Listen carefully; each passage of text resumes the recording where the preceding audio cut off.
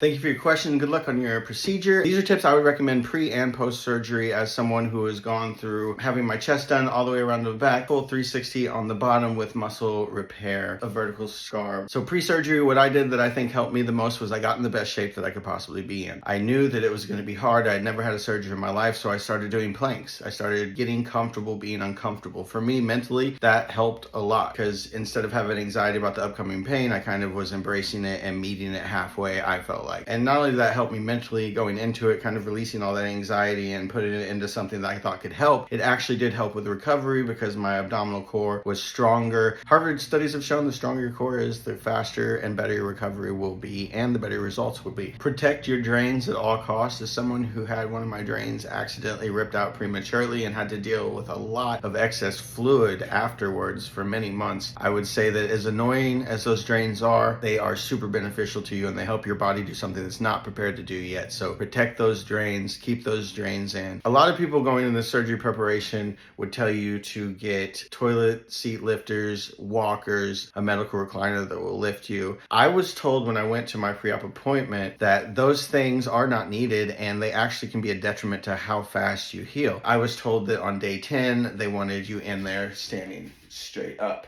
She told me that people who use these devices like the medical recliner and the walkers, when they come in on day 10, they're still like this. So what I did was try to stand up as soon as possible because she told me it would not hurt me. So even the night of surgery and the day after the surgery, when I went to stand up, it was very, very slow, but I continued to do this all the way until I was completely up. Even though it felt like it was pulling me apart, I was told it was not going to damage me. It was actually good. So I would stretch that and I would get up and move every single hour that you're awake. Get up and walk. That helps you not develop blood clots in your legs, which is one of the primary risk factors directly after surgery. You're going to want to keep using your spirometer. If you don't have a spirometer, get a spirometer before. Practice it. Learn how to use it correctly. You're going to want to use that all the time to keep from getting blood clots in your lungs, one of the other big risk factors. Because the anesthesia and the opioids can give you constipation, and because you'll probably be having abdominal surgery, you are not going to want to have to strain or cough or anything like that. So I would start taking Miralax, and I did a day or two before the surgery and continue taking it every single day after surgery. That is one of the most important things you can do because I've heard horror stories, and luckily I didn't have any problems whatsoever because I did this, but I've heard horror stories of people who got constipated and were on the toilet feeling like they were going to die. And I can understand that because on day 3, I sneezed out of nowhere and I literally thought I was going to die for a while.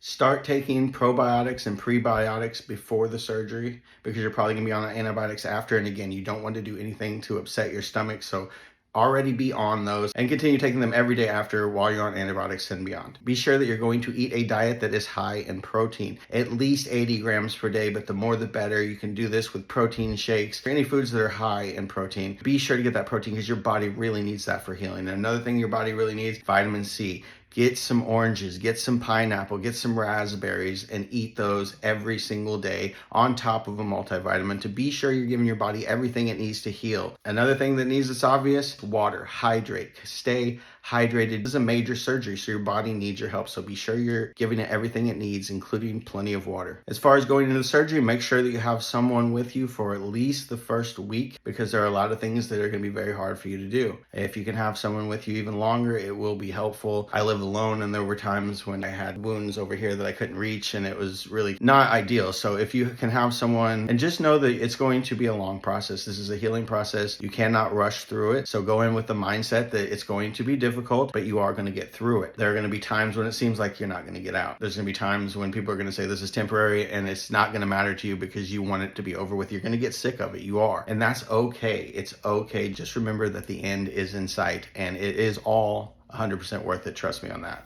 Be sure you have plenty of gauze on hand and also have some kind of absorbent pad. You're going to want to have a bunch of those because when you come home, you may be bleeding places, your incisions may be leaking. You're going to want those to put those in the car, to put them in the bed, to put them on any chair. Another thing that you really are going to want to have is one of those little grabby things because you are going to drop things and you're not going to be able to pick them up. You're not going to be able to reach things. And this little grabber really saved my life. You can pick up the house with it. It grabs just about anything. It's pretty sturdy. They're pretty cheap. You can get them on Amazon.